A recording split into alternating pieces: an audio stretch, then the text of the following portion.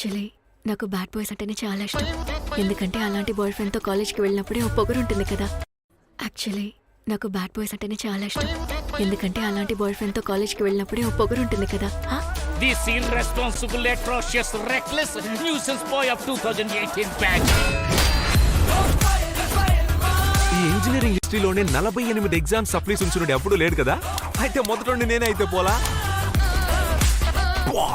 నడ్డు మాది ఏంటి సైడ్ కొడుతున్నావా? కొట్టట్లేదు అంటే పచ్చాబద్ధం. ఈ డ్రెస్ లో నువ్వు చాలా అందంగా ఉన్నావు.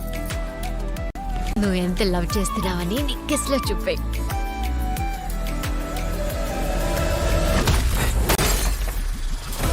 కానీ వీళ్ళలాగా ఓవర్గా వేషాలు వేశారనుకోండి, కాలేజీలో మీరు బాగా పొగరగానే ఉంటారు, కానీ బయటికి వెళ్తే ఒక కుక్క కూడా మిమ్మల్ని పట్టించుకోదు.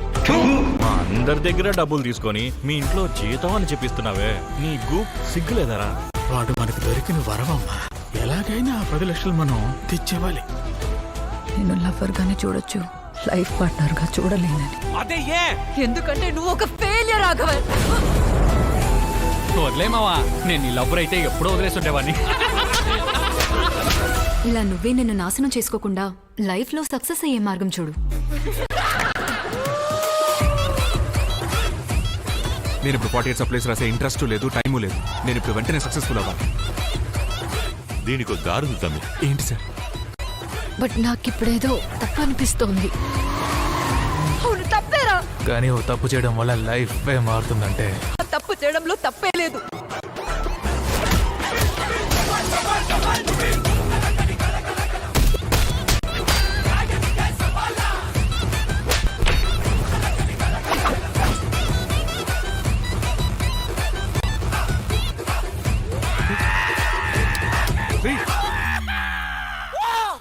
ఏంటి అది మీకు చెప్తే అర్థం కాదు సార్.